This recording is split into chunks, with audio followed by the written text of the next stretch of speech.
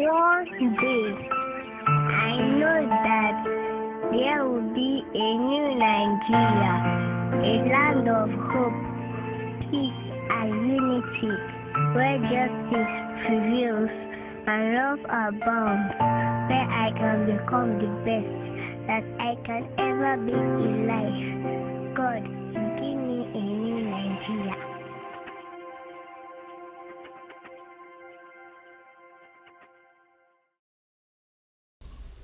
Good day, viewers, and welcome to 90 Minutes with Dr. Tunde Bakare, brought to you by Heritage Media and PTB for Nigeria in Calgary. My name is Fumi Ajayi, and to co-anchor today's show with me is Joe Osuji. Welcome. Thank you, Fumi. Thank you. Our guest today is a prophetic apostolic preacher, founding pastor and serving overseer of the Lateran Assembly in Nigeria. He is a lawyer, an activist, a reformer, statesman, and nation builder.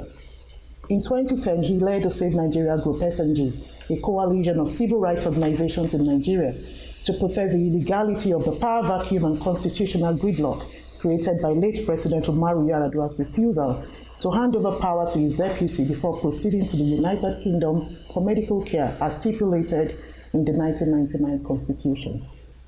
In 2011, he was the vice presidential candidate to the then General Muhammad Buhari of Congress of Progressive Change, CPC, and in 2012, he led the Save Nigeria Group, SNG, in what was known as Occupy Nigeria, to protest the fuel subsidy removal by the presidency of Dr. Goodluck Jonathan. In 2014, he represented the Southwest Nigeria as a delegate to the National Conference. As a nation builder who is passionate about a united and indivisible Nigeria, he has been consistent in his advocacy for a restructured federation as a pathway to achieve political stability, predictable socio-economic growth, and sustainable development. On March 4, 2018, at the Lateran Assembly, during the Watergate Summit, he unveiled the New Nigeria Project, and he has been disseminating the New Nigeria message, which has a resonance with Nigerians home and abroad. Dr. Tunde Bakare, thank you for being with us in Calgary and for coming on the show today. Thank you very much. I'm Fumi Ajayi, that's my co-host, Joe Suji. Thank you, Dr. Bakare. Welcome to Calgary. Pleasure to be here. We have a number of questions with you, and without further delay, I will take the first question. In 2010 and 2012, you led the Save Nigeria Group in a number of protests that yielded landmark results in the nation. Thereafter, you were a vice presidential candidate of a major political party in Nigeria. You were a delegate to the 2014 confab, and you have remained consistent in your restructuring advocacy, and now you're leading the New Nigeria Project. In the words of Sir Andrew Pocock, the former British High Commissioner to Nigeria, I would like to ask you, exactly what do you want to get out of all these near impossible interventions in the polity of Nigeria? Thank you very much for your question. You must have been listening either to me a lot or Sir Pocock, Sir Andrew spoke with you. I remember him asking me that question after I'd visited him almost 3 times in just like that in one day. And the visit to then President Jonathan, Goodluck Jonathan, and now President Buhari, and said, what exactly do you want? And I told him a simple story. I moved my family to the United Kingdom in 1994, and it was time to get our British passport. I went to the British post office, collected the forms, bought the postal order, filled the forms, got it signed by a clergyman in my house, Pastor named Obonge, and forwarded the passport, Nigerian passports and all the documents to the British passport office. In less than a week, all the supporting documents were returned to us. The following week, all the British passports arrived. I did not have to place a phone call. I did not have to go anywhere. I didn't have to know anybody. And I said, wow, this is a nation that works. So my advocacy and all I'm doing is to see a nation that works in my lifetime, that you don't have to know anybody, but you'll enjoy your civic rights as you perform your civic duties. That's all. Thank you. Now, whilst you are in Calgary, would you please share with us your vision for the New Nigeria? What is the New Nigeria project, and what is the message of the New Nigeria? Well, there will be no new if there's no old. The present Nigeria did not start at independence. It even started long before then, in 1914, when Lord Lugard, by the proclamation of amalgamation, joined the Southern Protectorate and the Northern Protectorate together. These were individual, the word individual might look feeble, because even the southern part of the country were many ethnic nationalities and kingdoms, the same for the Northern Protectorate, other than administration that bound them together with the British. There's nothing, they had nothing in common. And they were mutually suspicious of each other. They were not amalgamated or with a view that they one day be integrated. The word amalgamation itself is used for corporate organizations or metal welded together. So they've been at war. Pre-independence, post-independence, until the Civil War. And we're still at it today. The dichotomy between the North and the South is so apparent to anybody who can see it. How do we forge nationhood? Statehood can be brought together by sheer force. But nationhood has to be cultivated. And how to cultivate a new Nigeria is what the advocacy is all about. Whether you use the terminology of restructuring, we want to see a nation whose leaders will sit at the table of brotherhood and agree once again this is how we would like to rule ourselves, or to appoint those who will lead us, or elect them, and so on and so forth. You would notice that the 1960 Constitution and the 63 Republican Constitution spelled out clearly that we will be a federation. And so we were called the Federal Republic of Nigeria. Do you want to please explain your own concept of federation? I'm getting there. Okay.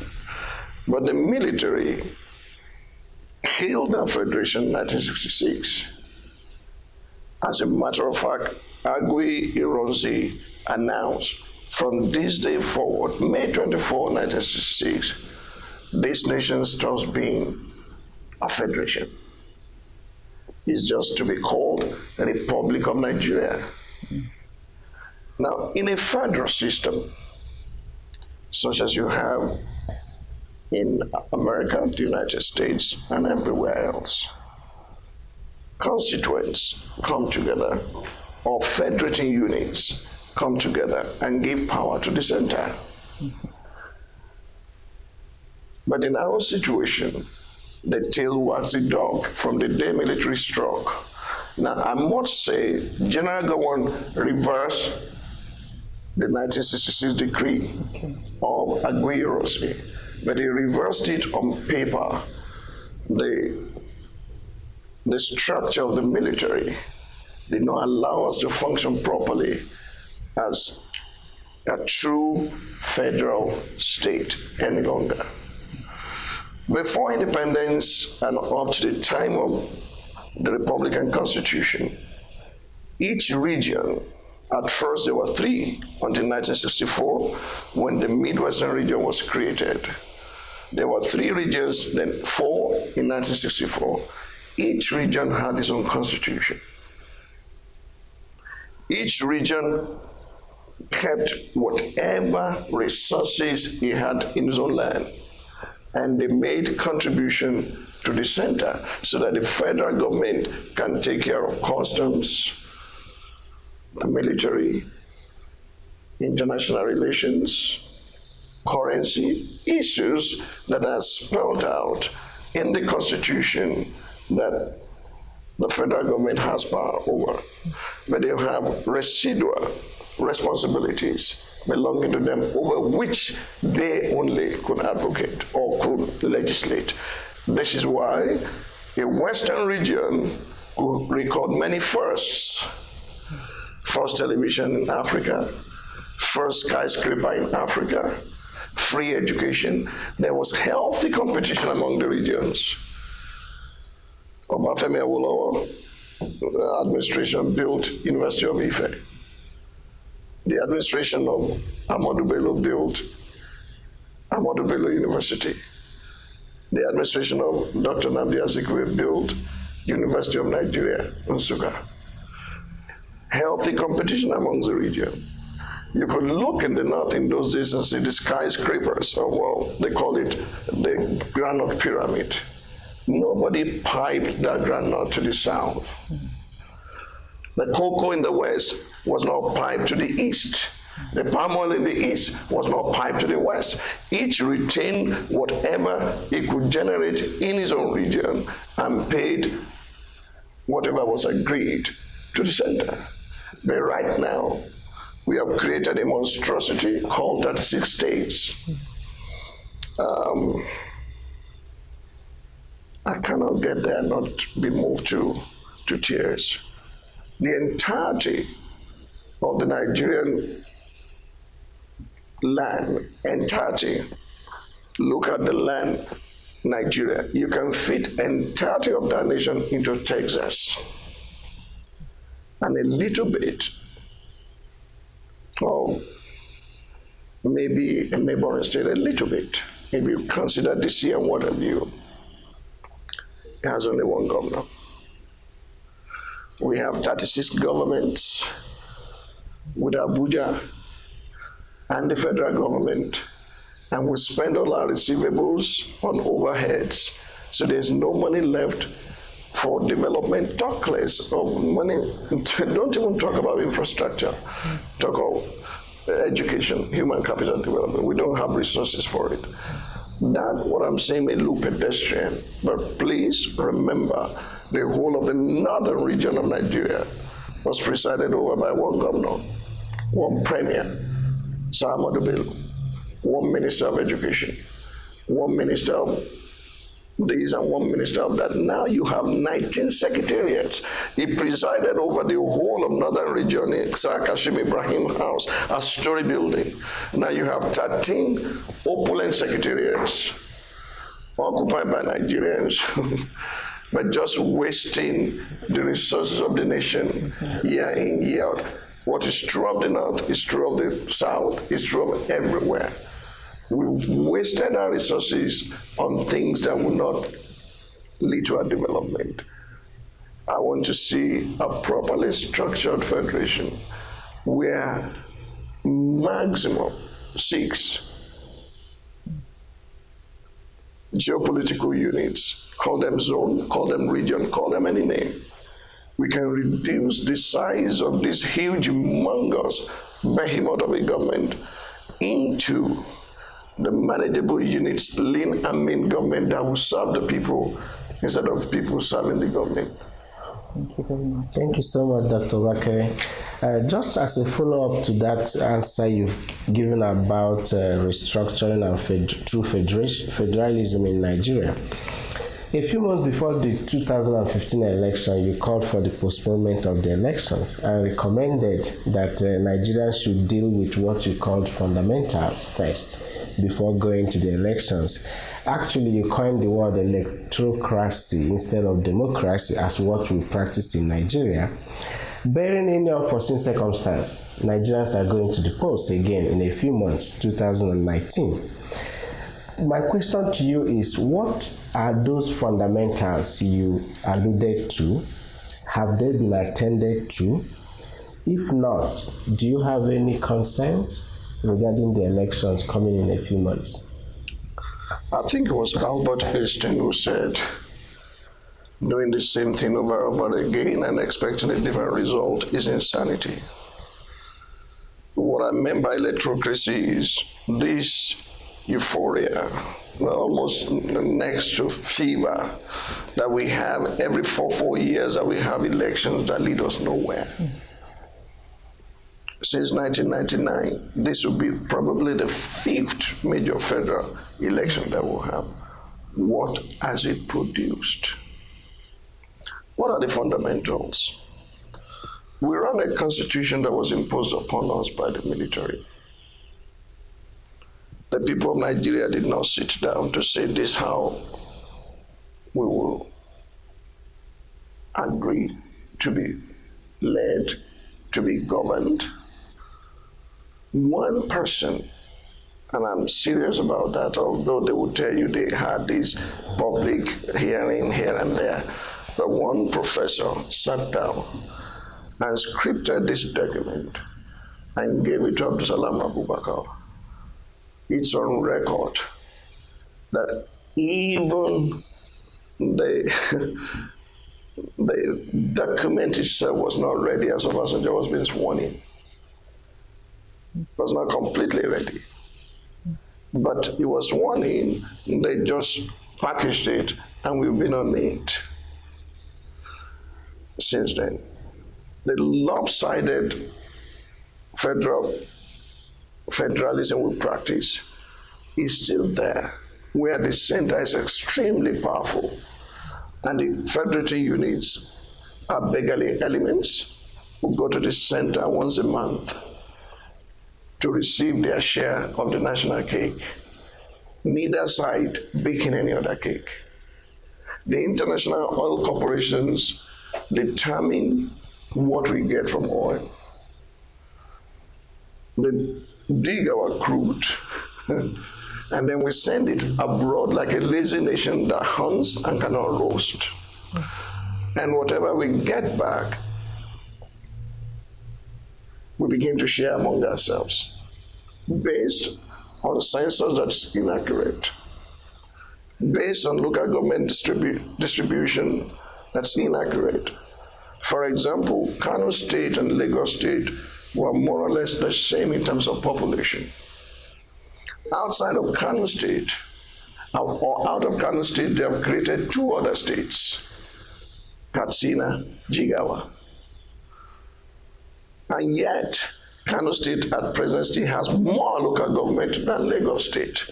And when the administration of Tinubu tried to create, to manage their own affairs and create different local governments, they didn't call it by that name. Obasanjo refused to give them money and locked up their phones almost throughout his administration until Yaradua came and released it. We are not a true federal state. The center is too powerful, and nobody made that happen but the military because of their hierarchical nature and the way they administer themselves, obey the last order. The states are not saying anything. And every agitation for revenue allocation is just bad blood.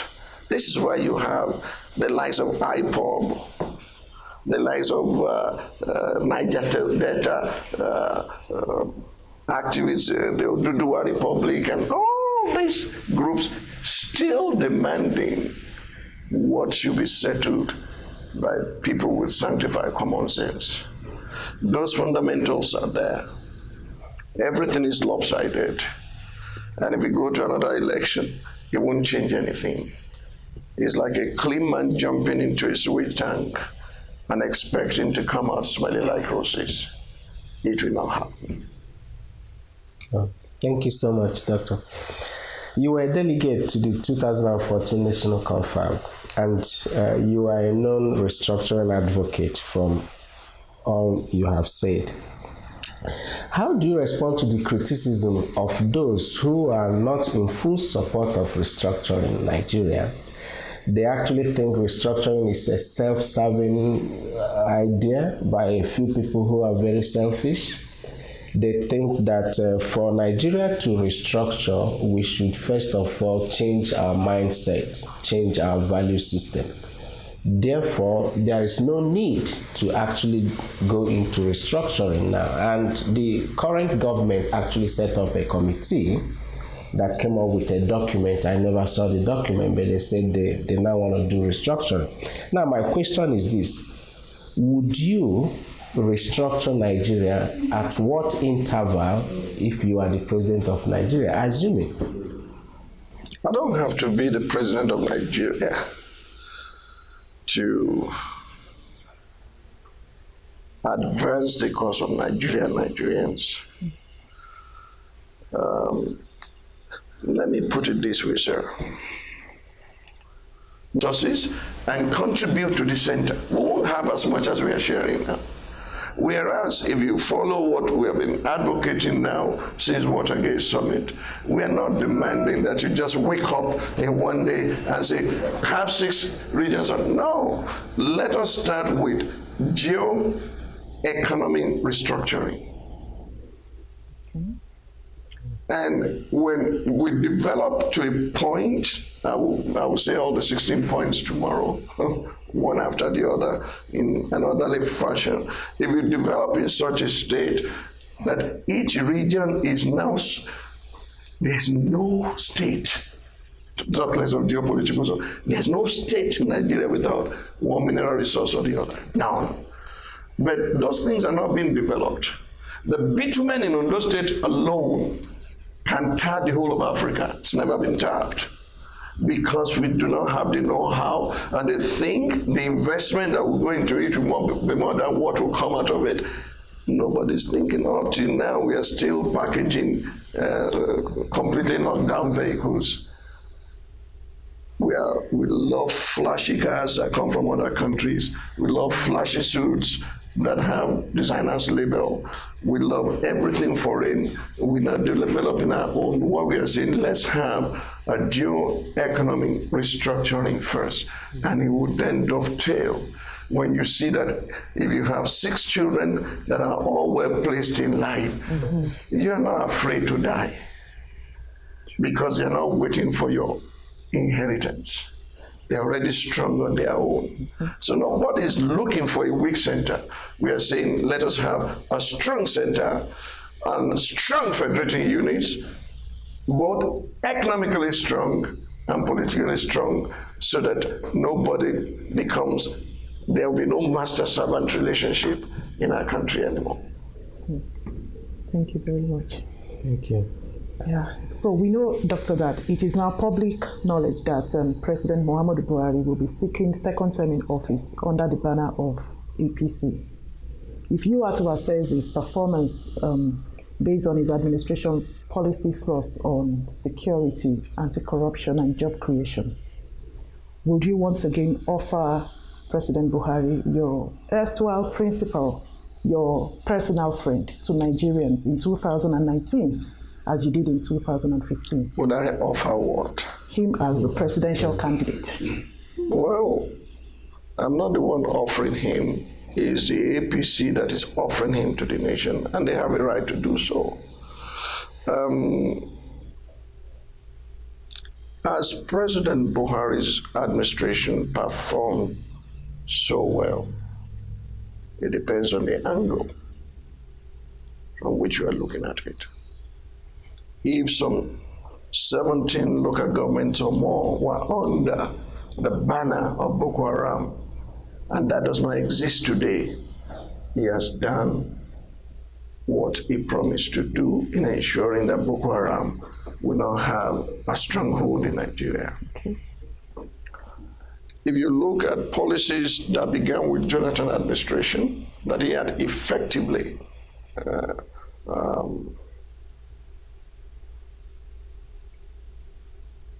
I'm looking at the word not to think that he created it, because it began in Jonathan, the TSA.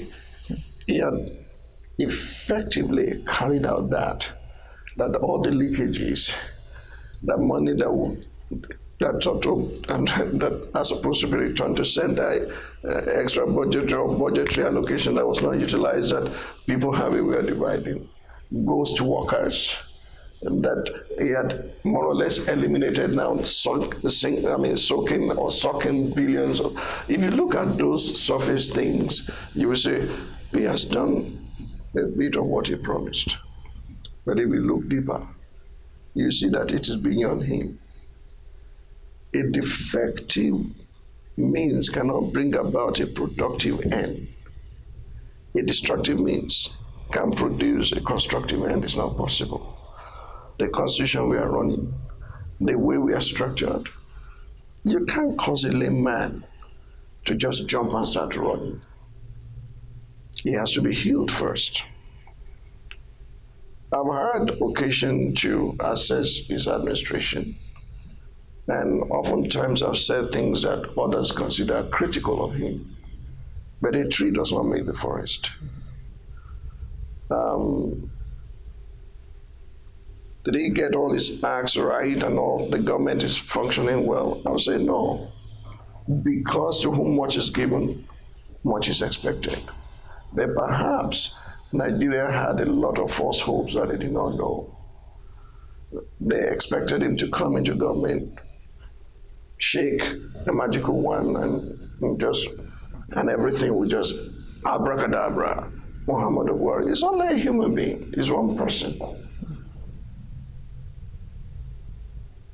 The expectations were so high, and the disappointment so deep. So President Muhammadu Buhari has a right to seek a second term. His government, his party has a right to present him. It's up to Nigerians to say, we vote for you, or we don't. I have only one vote, and who I give it to will be based on my convictions. I will exercise my civic duty, but it's called secret ballot. Thank you so much, Dr. Bakare.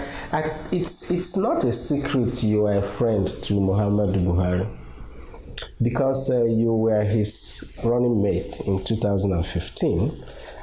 You visited 2011, isn't it? Yes. Yeah, and you visited him several times in Aso Rock. How much effort? I visited him in Aso Villa. Aso Villa, okay. The Rock. All right. Thank you so much for that correction.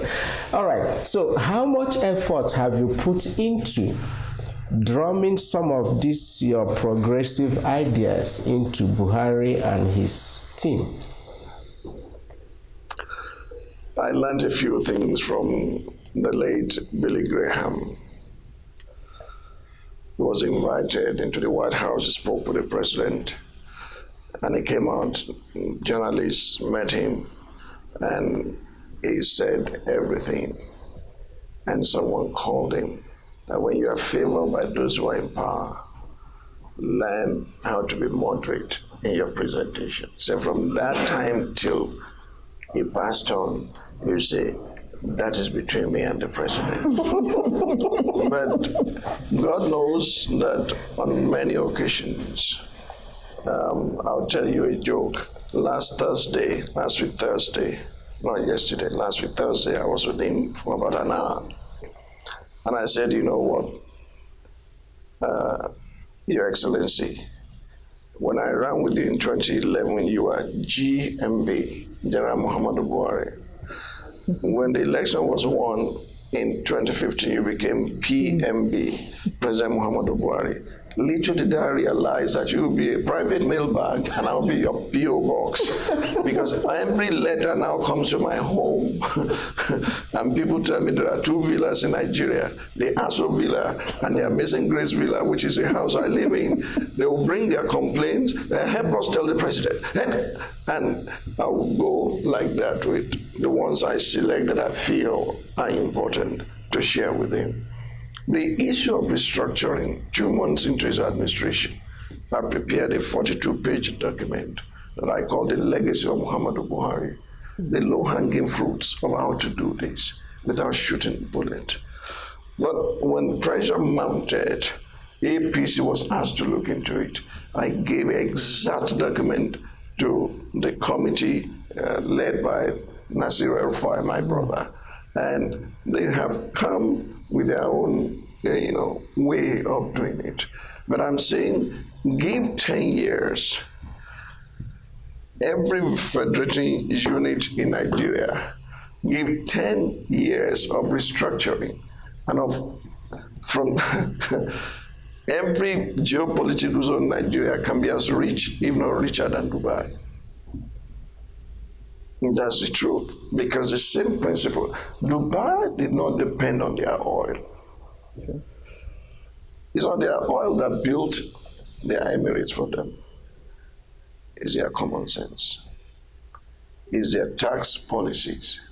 It's their monetary and financial policies that brought influx of direct capital into their country. And talk less of pilot investors, pilot case investors, and attracted. All the development that are taking place now cannot be taken away by those corporations anymore. We are not stupid in Nigeria. We just are not doing the right things. And for as long as we continue to do the wrong things and government is ill-advised, we'll continue to get the same wrong results. But as far as our friendship is concerned, by the grace of God, and he's been so magnanimous. I don't know the Buhari others perceive, but every time I'd gone to him, he would listen, he would put things down. But you see, he's one man.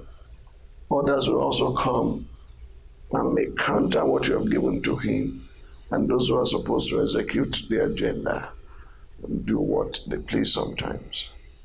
Corruption is still endemic in Nigeria, in spite of all these efforts, because it's become a means of livelihood to some, to the extent that they now say Nigerian officials are not only corrupt, but corruption has become official, and is battling that headlong. We wish him all the best, but until the fundamentals are put in place, what is breeding corruption will continue to breed it.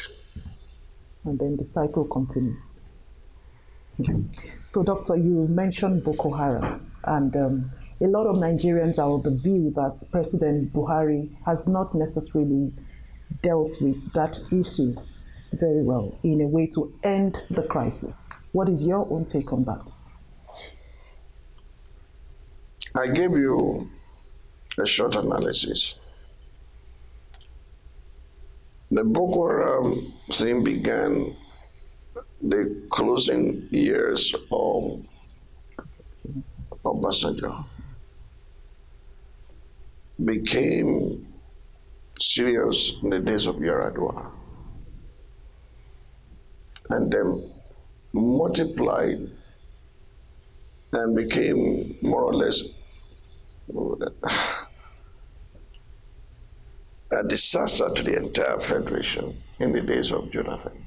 The 17 local governments were under their influence, taken over completely, and they were flying their flag over those 17 local governments in the Northeast. And even the military was as powerless against them because it was not conventional war. And all the budgetary allocation to the military for equipment, we later found out where they went. That they were just distributing the resources, bought some, sold some, stole some, and our military were being asked to go with laying guns, as it were, to face a much more sophisticated terrorist group. Those 17 local governments have been completely liberated. Let's give credit where it is due. There's nothing like that anymore. Even the flag was captured and burned. However, show me one nation that is powerful, that has been able to obliterate terrorist groups. How long did it take America to capture Osama bin Laden? When Osama bin Laden was acting in their interest in Afghanistan, They were empowering him. Then he turned the weapons against them. Look at how long it took. Are there still terrorist threats in America today? It's become a global phenomenon, so all hands must be on deck. One of the things must be on deck to eliminate it, if it is possible. One of the things that President Buhari did right upon his coming into power was he went to our neighboring countries, the Cameroon, Niger Republic, all of them that surrounded us. I said, look, you become our weak links. What do you need so that we can collaborate? And the federal government gave funds to those nations to be able to help us so that those who are running to their territories can be curtailed. That's one of the things he did right. That made them to now be looking for soft targets. It's not completely eliminated. It's like malaria. Malaria still kills, but there are drugs for it. Yeah. Let us hope that the day will come that we'll be able to eliminate mosquitoes that carry the parasites. And that will only come when you have a good drainage system, when waters are running smoothly underground in your gutters. Until then, mosquito will be here. Mosquito or malaria kills more people than AIDS in Africa. Sure. Because we just have not prioritized how to deal with some things. Boko Haram has done some good work, but we cannot give a man 100% because that's what he's signed to do. It will continue, and we hope the day will come just as the Northeast will be liberated. Even those who are doing the soft targets will renew their minds because there are people who supply them, the children that carry bombs. There are people who are funding them. There are people who are housing them. They buy food in marketplaces. The people know who and who are behind it. And when the people change their mind, they will turn them in. True. Thank you. Thank you so much. That leads me to my next question. Some Nigerians believe that Nnamdi Kanu, the leader of IPOB, was actually fighting for an integration kind of, for self-determination of the people from Igbo ethnic group in Nigeria. Some others believe that he was a secessionist. And this has... Some others believe that he was leading a secessionist group. They want to break out from Nigeria.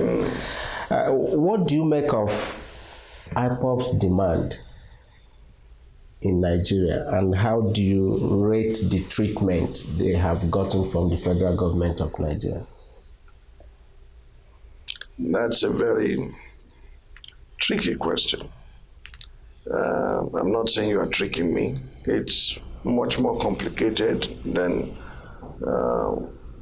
we can see it and just resolve in a few seconds. But let me attempt this. Number one, I never met Nnamdi Kanu, not once. And neither would I condemn Nnamdi Kanu. For obvious reasons, are people who feel they're completely marginalized, are people who feel they do not have rights or they don't have the ability to exercise those rights the way they choose, who fight. A constitution that cannot bend will break. I do not see major difference between IPOB and the militant group in Niger Delta.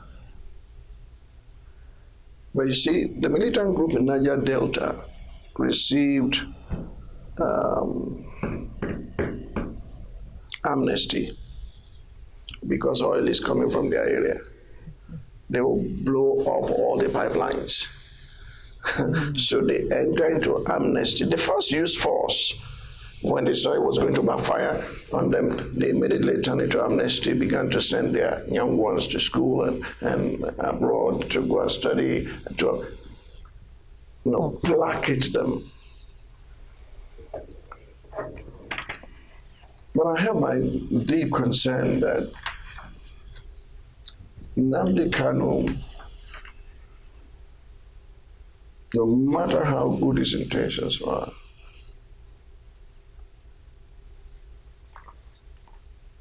drove his movement to a point that the government began to feel threatened.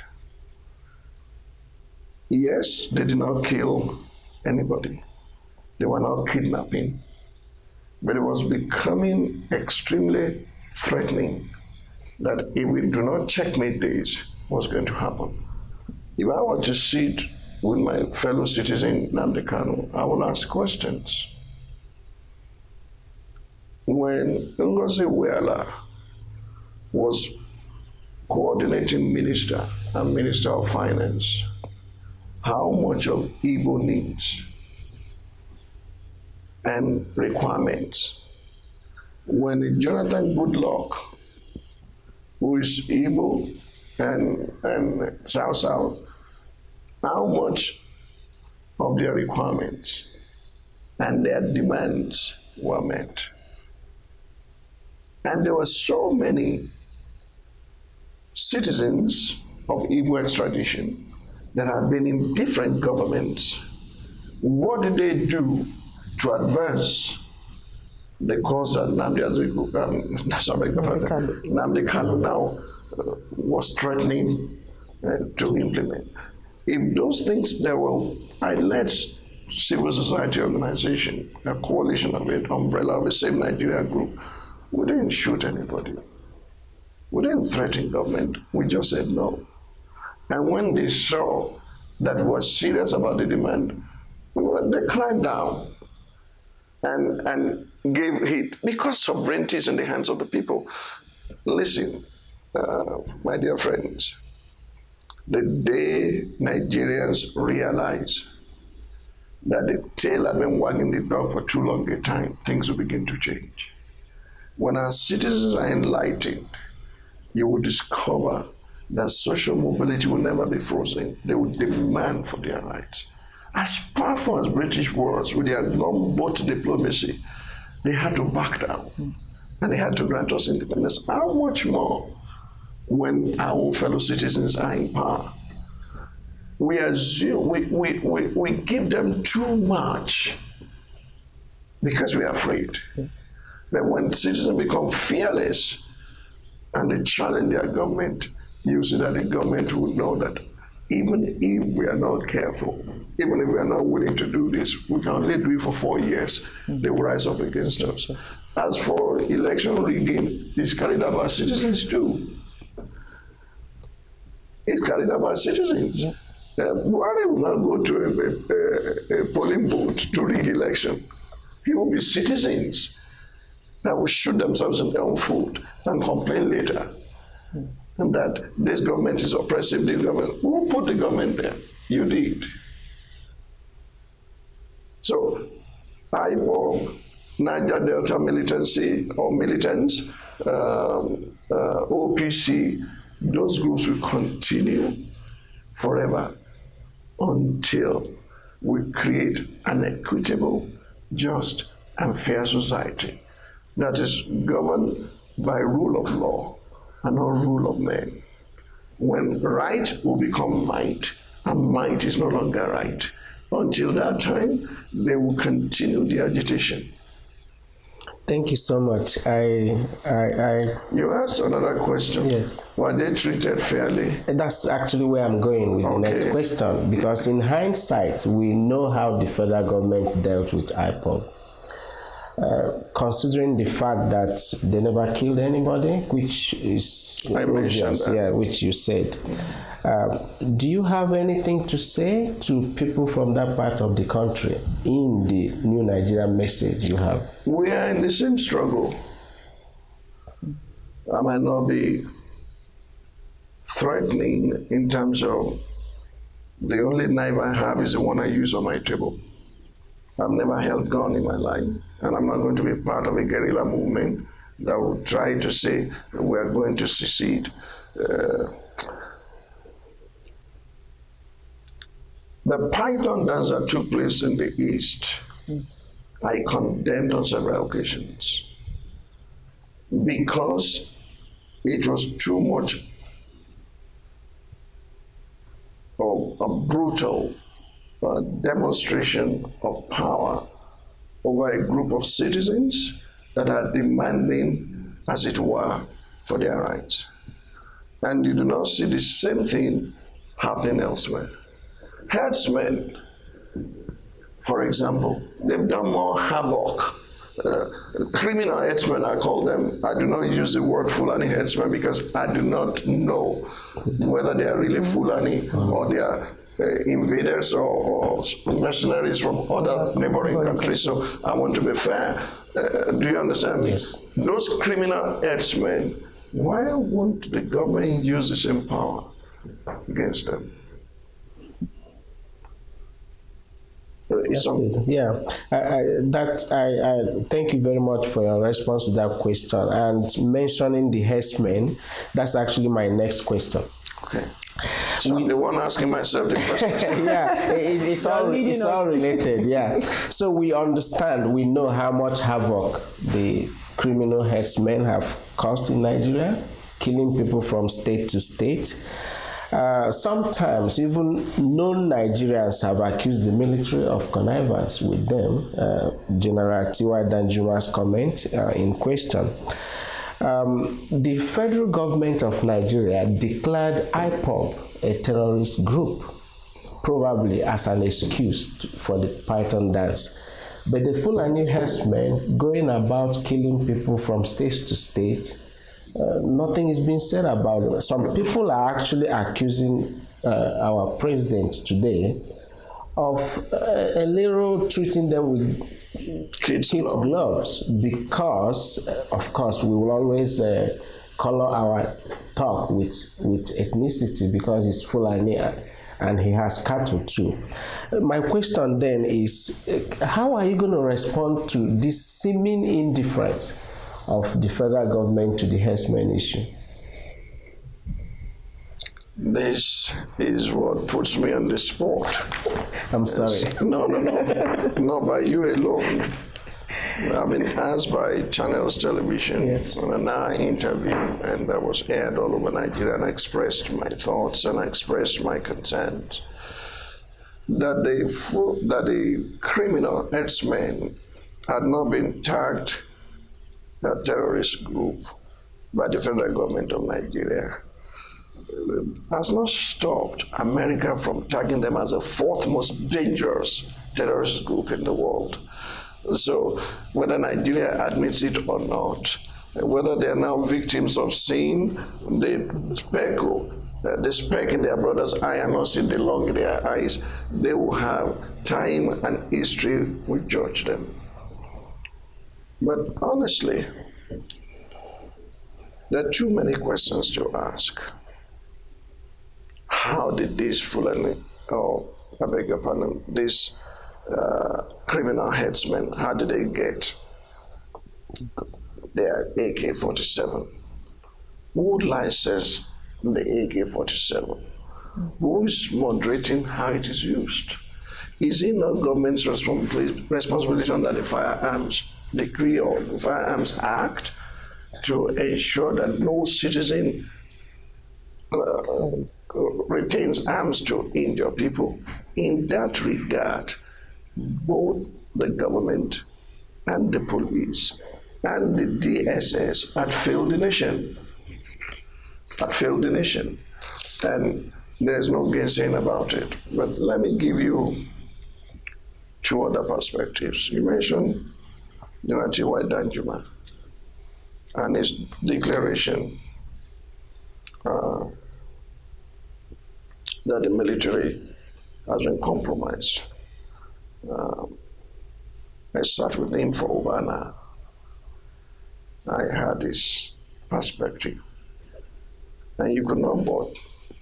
I was concerned that as close as you are, just as you asked me, why didn't you say this to Mr. President? And he told me his side, and I know the role I played between both. When the crisis erupted in Kafanchan, I left Abuja at 8 a.m. to go into Kafanchan to meet one of the apostles, Emmanuel Kure, who gathered their elders so I could hear for myself. I didn't stop there. By the grace of God, I arranged a meeting with those elders and Governor Nasir El-Rufai in Kaduna. I paid from my own private resources to charter a plane to go to Kaduna so that we could sit and resolve this. These are some of the things we found out. The headsmen that are, when you're close to government, you are careful. Sure. I'm sure you would have heard when people started talking down on Nasir El-Rufai that is paying terrorists. What they found out was between 2011 and 2015, headsmen that were coming from Mali and going through the route allocated to them by law became a victim of violence or political eruption, and they killed their cows. And therefore, they've been coming to attack everyone within the area where their cows were attacked. And one of those who knew such people said, except you resolve this matter by either giving them their cows or paying for the value of their cows, this matter will not be okay. Go help us call them so that we know them and we can resolve this. That was what Nasir El-Rufai attempted to do and was saying when they said it was now paying. That's one side. Now, the other side is, now I will mention Fulani headsmen, because this were Fulanis, this particular story in Kafanchan area. The Fulani headsmen, that's their life. It's not just means of livelihood. It's like next to religion to them, to protect their cows with their own lives. Their children look up to their father that they have an inheritance when their father will pass, so their children will join them. But those Fulani headsmen now don't have cows anymore. The cows now belong to retired military men who had money and who now invest in agriculture, as it were, give their cows to these Fulani men to help them raise them. Their children knew they have no inheritance in future, so they've taken to drugs and they become criminals looking for means of livelihood. Do you understand me? And so they are the ones attacking, and where the elders were concerned was, anytime they attack us and want to attack back, the military will aid them. President Muhammadu Buhari more or less sent a battalion to that area to quell, but the world does not see that. Many of those who are attacking us, according to even Tiwa Danjuma, they're from Niger Republic, they're from Mali, and some of them are those who ran away from Libya with all the arms that they stole from Libya. And they are entering our territory as mercenaries. Some of them got killed, and they discovered what was going on between them and some of those who are supposed to protect the citizens. It's a complicated case, and it will require wisdom, fortitude, courage to deal with it. Thank you. Now, going by all available indices of growth and development, many people in Nigeria believe that under Buhari's presidency so far, Nigeria remains yet an underperforming economy, considering education in shambles and the state of health in dereliction, infrastructure and industry collapsing rapidly. And yet our population continues to increase. What could be responsible for this 3.5 years into President Buhari's administration? in spite of all the lofty campaign promises of 2015. And what does the future hold for Nigeria? If we assume another 4 years of Buhari's presidency post-2019. I like it when you say education was in shambles. I would have turned the table against you and said, why did you bring your own children abroad? And did you bring them abroad under Buhari? Have you been here before Buhari became president? The day my daughter graduated at the Emory University, 73% of the graduates that day were foreign students from Africa, from Asia. We're running the economy of other nations for them because we've handed our meat, whether raw or fried, to cats to eat them. Education in shambles did not start with Buhari. Healthcare delivery in shambles did not start with Buhari. Infrastructural deficit did not start with Buhari. What many people are saying is, yes, there was corruption under Jonathan, yes, but life was better. At least we were able to get this, but this man cornered all the money, locked it up. He's not releasing anything, so let's fight him to a standstill. That's what some people are saying. That's the reaction of many. Am I saying that the administration of Buhari had performed wonderfully well? No. Let's see. Let's take this bit by bit.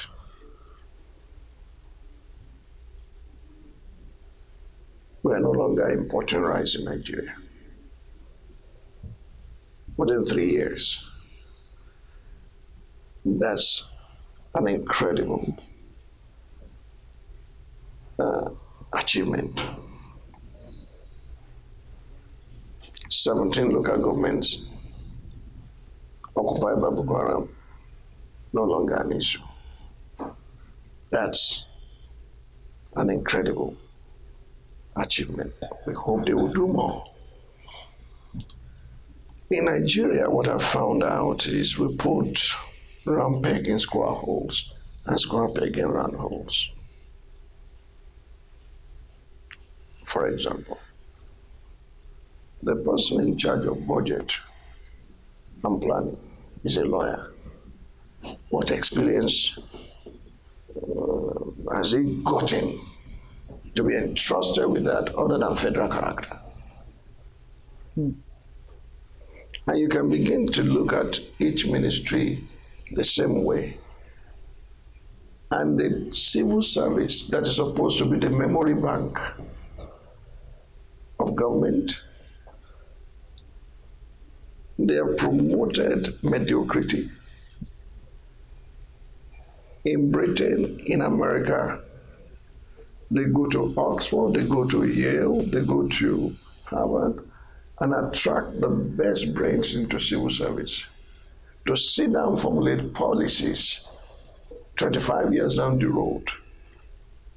We take the relics of society, the dropouts, and we bring them in, and we expect to outperform those who have invested in those critical sectors of human capital development. It's not going to happen. What percentage of our annual budget has gone into education? And what percentage has gone into grass cutting and cutlery? When it was made public that there were no sufficient drugs in the Aso Villa clinic, the nation should have known we are dead. But the stealing had stopped, except that now the allegation by the Nigerian public is those around the president are also stealing. And some names have been mentioned. And you cannot be a clean man surrounded by rogues If you don't deal with those rogues, they will color you with the same tar.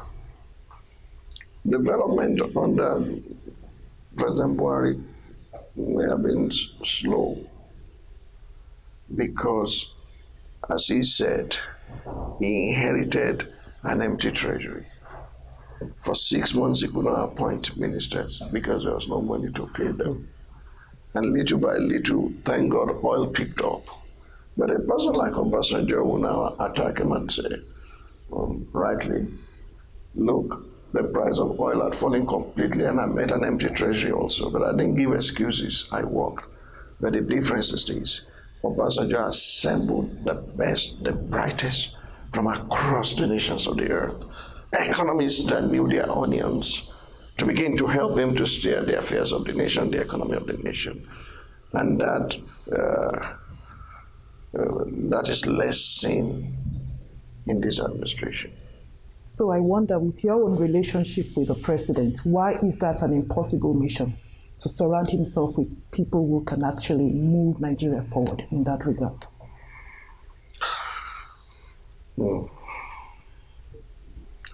Ma'am, when Obasanjo did what he did, he was government by PDP, one party. APC is an amalgam of strange bedfellows.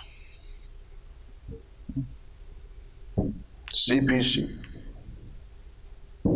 ACN, AMPP, a faction of ABGA, and some who came from PDP who have now returned to PDP.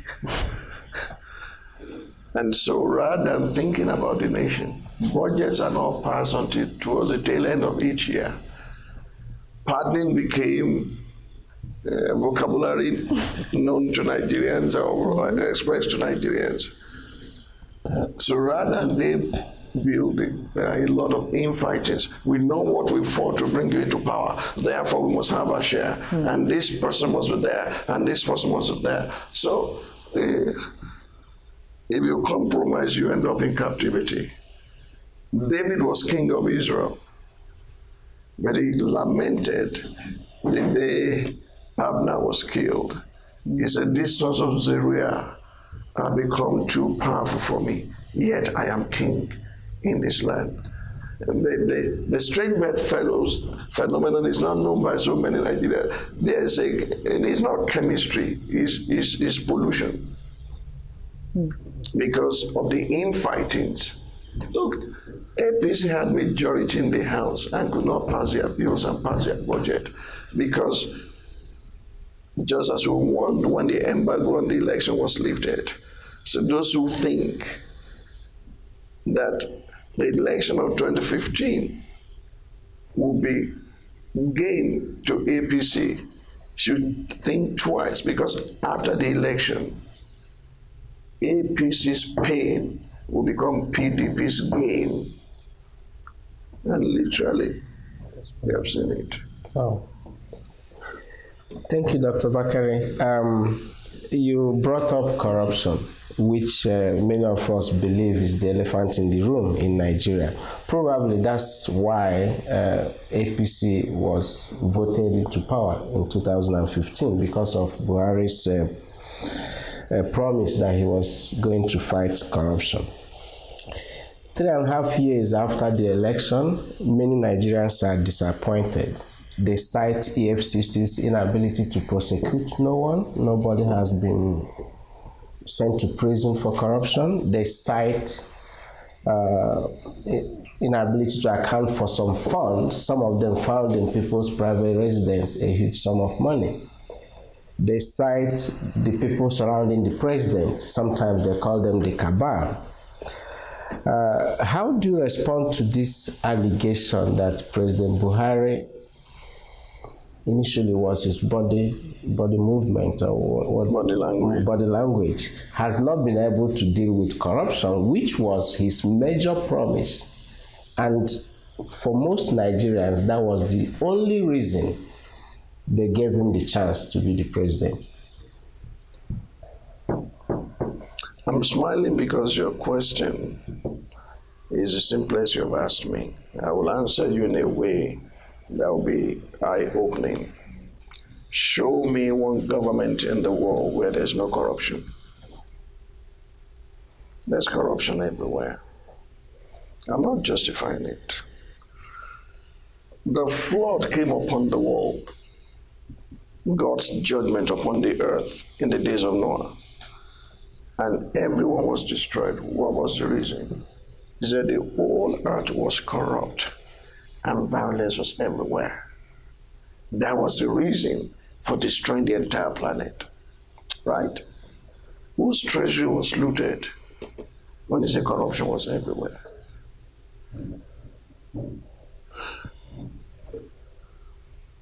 On my left, on my right, I assume, assumption is the lowest level of knowledge, are Christians who are supposed to be the salt of the earth and the light of the world.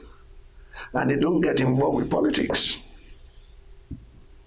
because they do not want to contaminate themselves. So they become salt inside a salt shaker, decorative accessories on dining tables.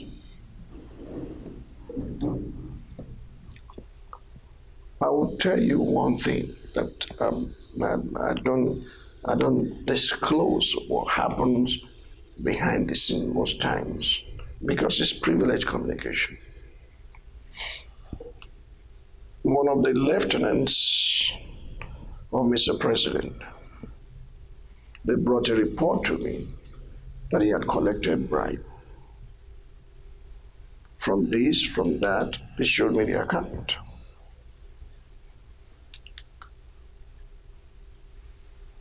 I was careful because I would like to verify if these things are so before I go to him.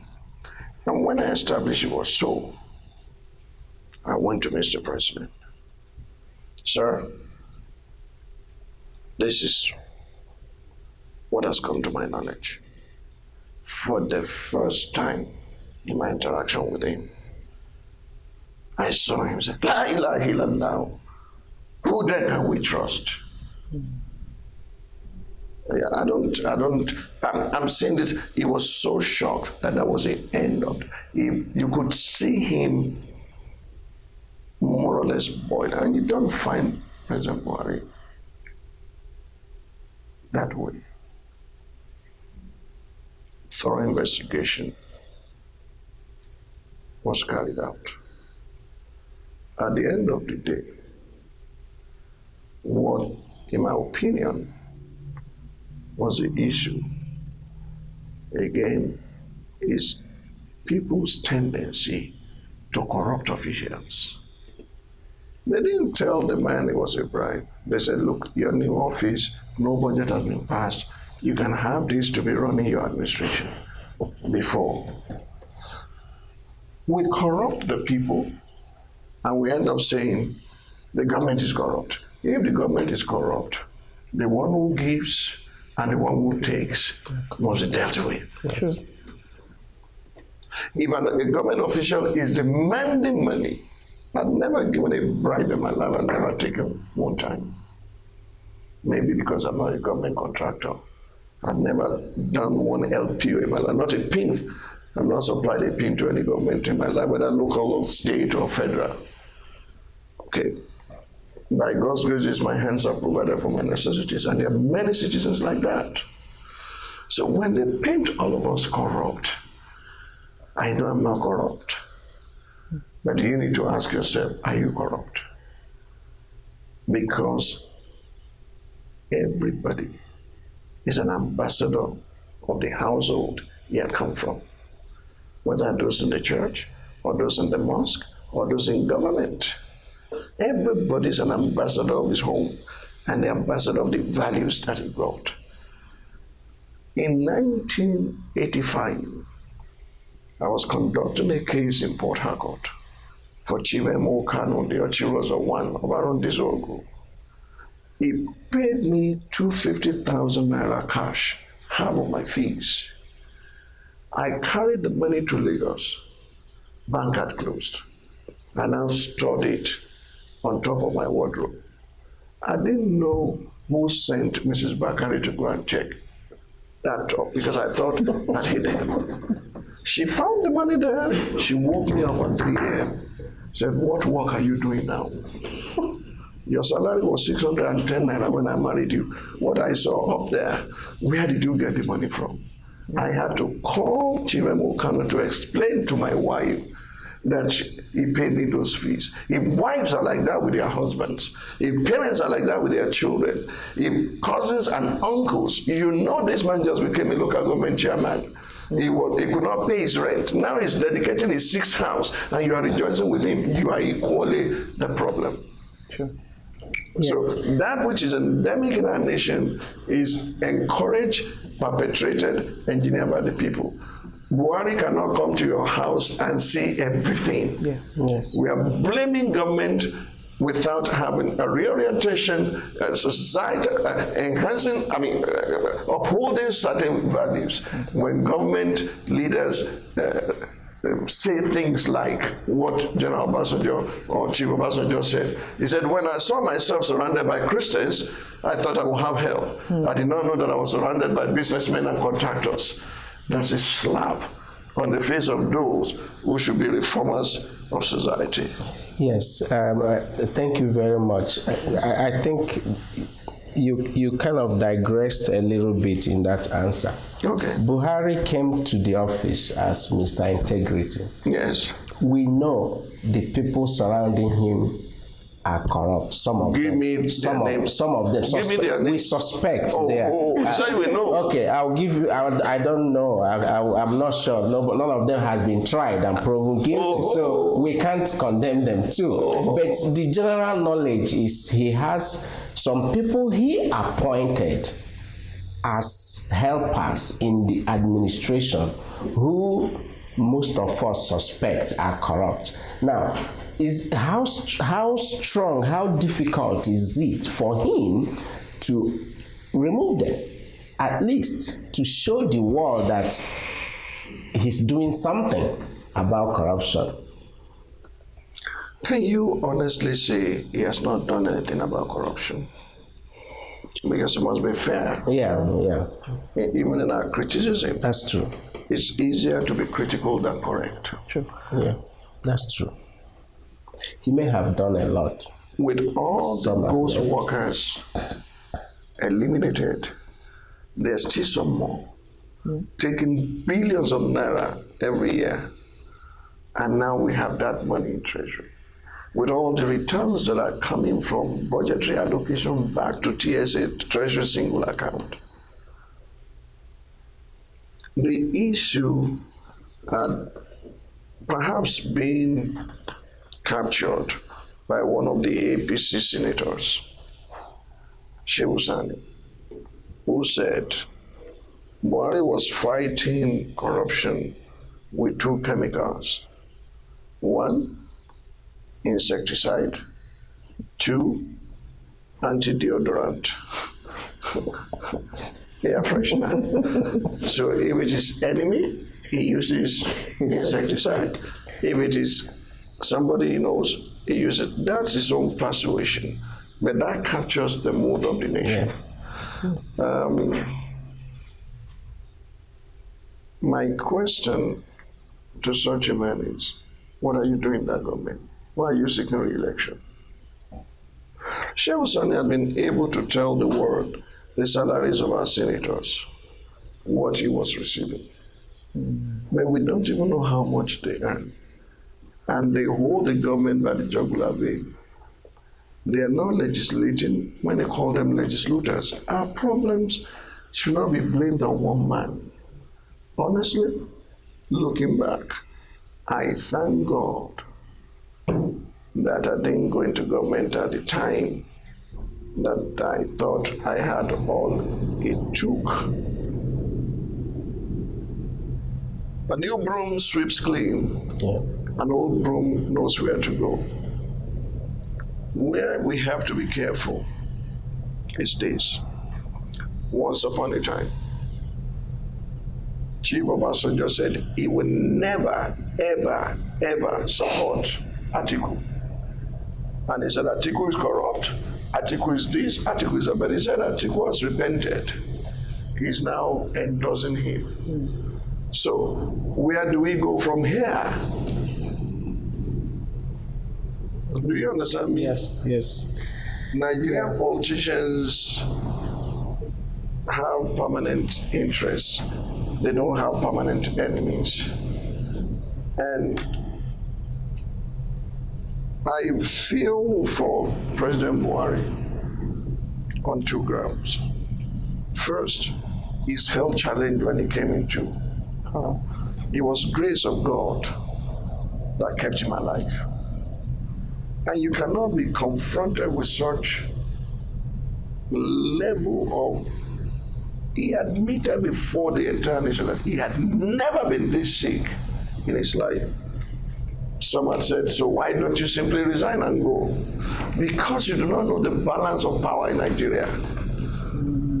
It simply means the North is deprived another chance. Obasanjo ruled for 8 years. Yar'Adua came for 2.5. Jonathan took it and went home and wanted to get even additional thing before they said, the world is not created for you alone. Move aside. Do you understand? Yeah.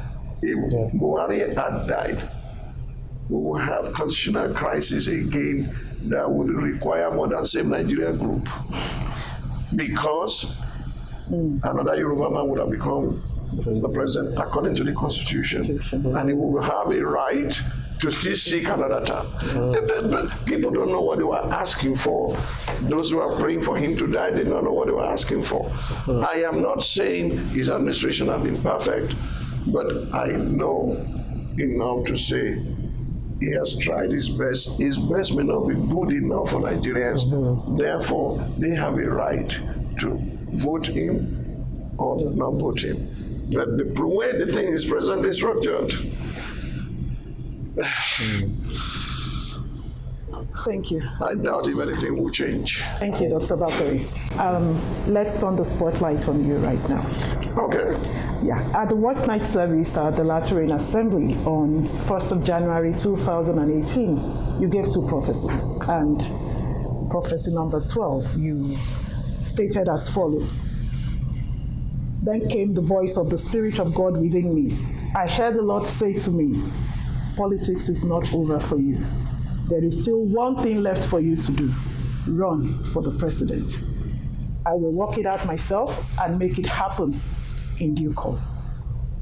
What meaning do you want Nigerians to make? I didn't speak Hebrew. I didn't speak Greek. I spoke English. Every Nigerian who speaks English and understands English knows that God says he will work it out in his own time, which means there's timing allotted to this. But as far as politics is concerned, it's not over truly.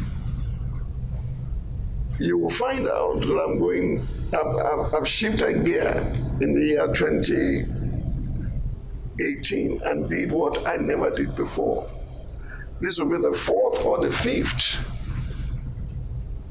visit to the Nigerians in diaspora, letting them know that God sent them to these different nations to learn that their time is at hand.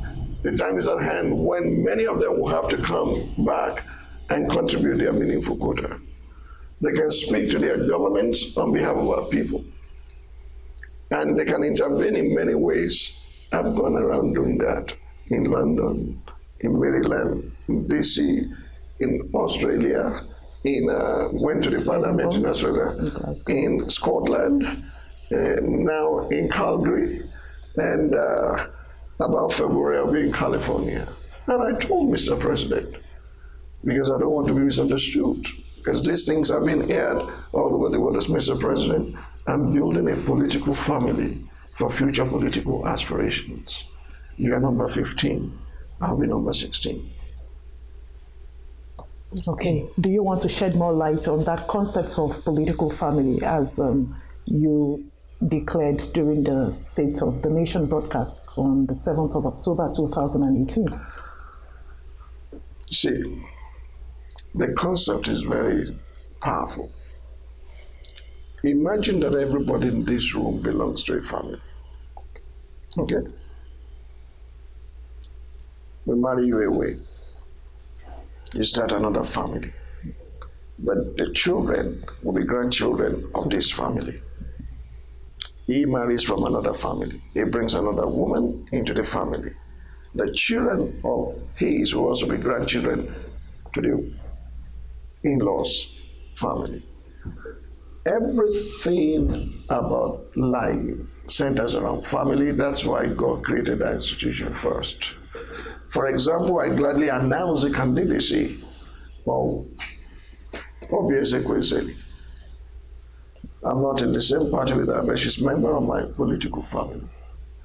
So what's going to happen is at the end of the day, my 5 children, for example, can be in 2 different political parties, but they represent the same value. And which party ever wins, I will have people within that government to keep on doing what is right until what is wrong, and who is wrong will leave us alone. That's how powerful family is, stronger than political party.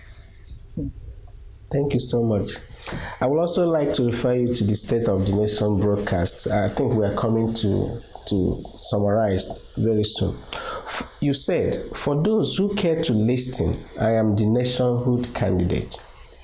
I am stepping in to pitch the unyielding political class against God and his agenda for our nation. I am stepping in to execute the judgment that is written against pejoras. What do you mean?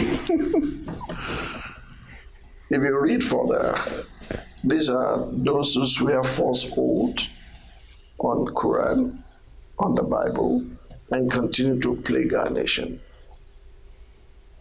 Let me give deeper meaning to it, because you ask. Yes. I say things in coded form until the time that I will unveil it. When Adam sinned against God, God placed a curse on the ground. So a curse is a ground for your sake. Thorns and thistles you will produce. From that day, it doesn't matter. If you sow corn, you get thistles. If you sow cocoa, you get brass. Until Noah came out of the ark, Noah found grace in the sight of God.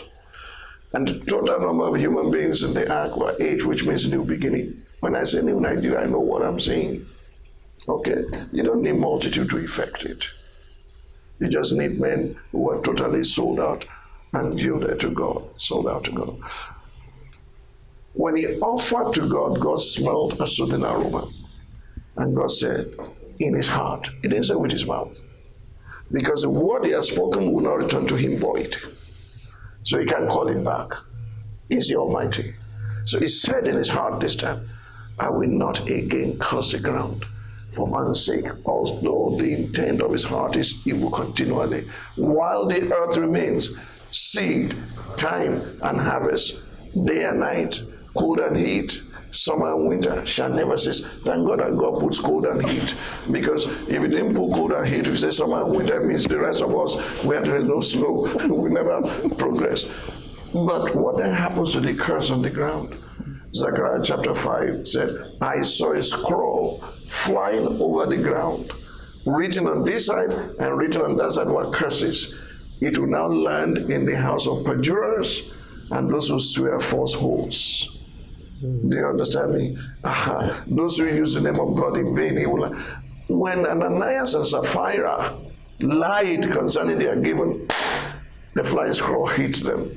So I'm asking God, let the flying scroll begin to go like a guided missile into the homes of perjurers and thieves who are robbing our nation silly and pitching them against you, God, because you can deal with it like you did before. But for it to happen, there must be a manifestation of the sons of God, because they are the antidote to corruption. The whole earth is in the grip of corruption, awaiting the manifestation of the sons of God. And there are people like my sister, like my brother in church, now wanting to be soiled by politics, forgetting that Joseph had to serve Pharaoh, Daniel had to serve Nebuchadnezzar, and some of us must be willing to step into the terrain to bring about change. I've been in and I'm out and I'm going back in. Nobody will be able to put a pin on me as the Lord lives, because I don't need to steal to eat. There was water. There has been water inside coconut before rain fell. Thank you, Dr. Bakare. We will not end this interview without commiserating with you on the recent death of your dear mom at 108 years. We really thank God for her life, and we pray He accepts her soul in peace. That means you wear several hats. You are a nation builder, you are a father, you are a husband, you have a ministry that has global outreach, and you are building a political family for eventual political office run. How do you balance all these aspects of your life, some of them conflicting with some of them? They don't conflict at all. Life is a matter of priority and what you consider important.